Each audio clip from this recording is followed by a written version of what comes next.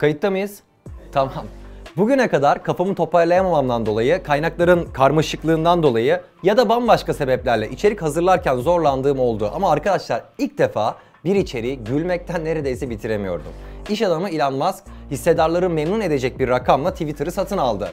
Yani mekanın yeni sahibi oldu. Serbest piyasa için bu tablo son derece normal bir tablo. Fakat bu satın alma bazı çevreler tarafından ifade özgürlüğüne ve demokrasiye bir tehdit olarak değerlendirildi. Twitter çalışanları Elon Musk'ın özgür konuşma platformu Twitter'ı özgür konuşmaya izin veren bir platforma dönüştürmesinden endişe duyuyor. Platformun sansür politikası sayesinde asla gerçek bir kişiyle tartışmak zorunda kalmamış binlerce insan sansürün kalkmasından ve düşüncelerini savunmak zorunda kalmaktan korkuyor. Sosyal medya fenomenleri ise Twitter'ı hesaplarını kapatmakla tehdit ediyor. Gelin şu eğlenceli atmosfere bir bakalım.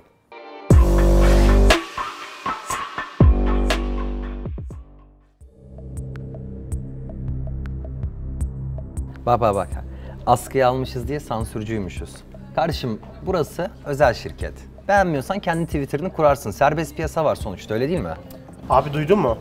Elon Musk Twitter'ı satın almayı düşünüyormuş. Ne? Yeni patronumuz olabilir. Oğlum Trumpçı değil mi o ya? Nasıl alıyor? Trumpçı değil mi oğlum o? Abi ne oldu? Serbest piyasa diyordun. Ama o kadar da serbest değil ya. Alamaz abi.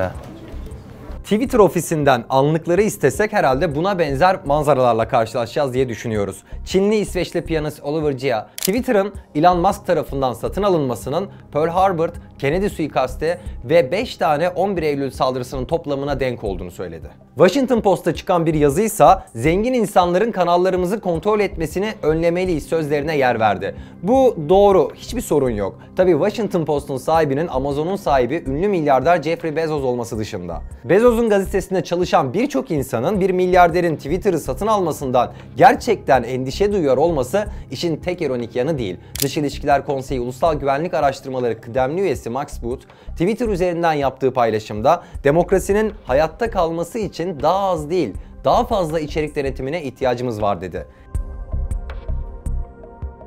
İçerik denetimi terimi aslında sansürün diğer adı. Twitter'ın Musk tarafından satın alınması halinde herkesin istediği paylaşımı yapabileceği ihtimali bile sinirleri bozmuş görünüyor. Musk böyle bir uygulamaya geçeceğinin sinyalini ise katıldığı bir programda vermişti. Bunun amacının medeniyetin geleceği için son derece önemli olduğunu ve dünya özgürlüğüne yardım etmek olduğunu söylemişti. Free is reasonably possible, and a good sign as to whether there is free speech is someone you don't like allowed to say something you don't like. And if that is the case, then we have free speech. And it's damn annoying when someone you don't like says something you don't like. That is a sign of a healthy, functioning, free speech situation.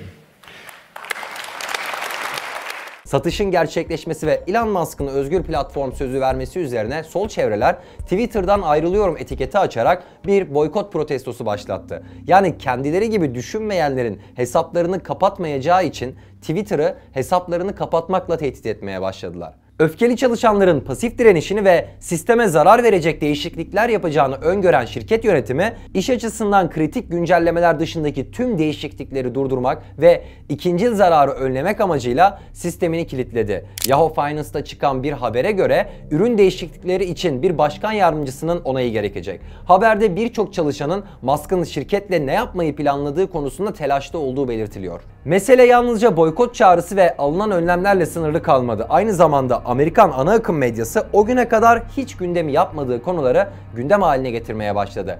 MSNBC sunucusu Arya Melber, Twitter'da Amerikan seçimlerini etkileyen sansür ve siyasi şahsiyetlerin susturulması konusunda aniden çok endişelenmeye başladı. Bunun Elon Musk'ın platformu satın aldıktan sonra olması tabii ki tamamen tesadüf.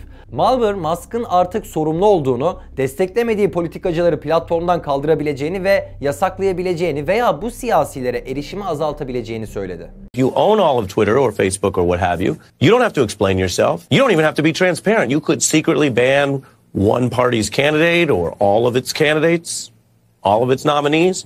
Or you could just secretly turn down the reach of their stuff and turn up the reach of something else, and the rest of us might not even find out about it till after the election.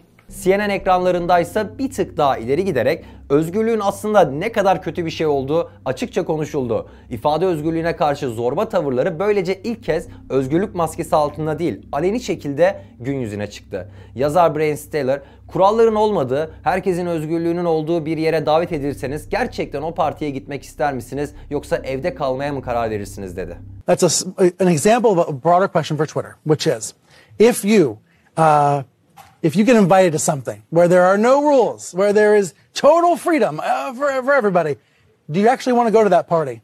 Or are you going to decide to stay home? And that's a question for Twitter users. Some Twitter users might love the idea there's going to be absolutely no moderation and no rules at all.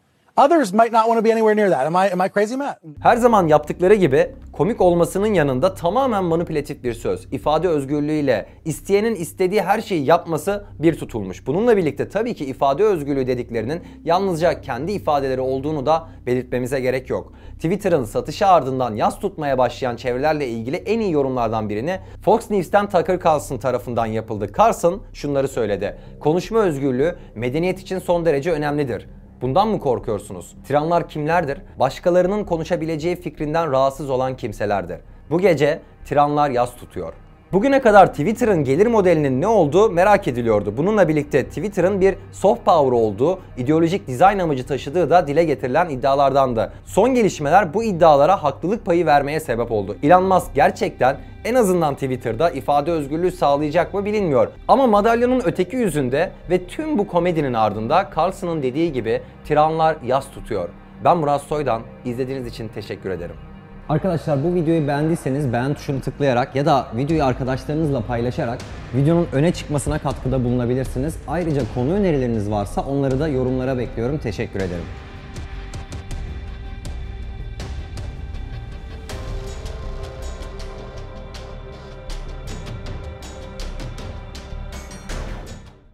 Kayıtta mıyız? Tamam. Bugüne kadar kafamı toparlayamamamdan dolayı, kaynakların karmaşıklığından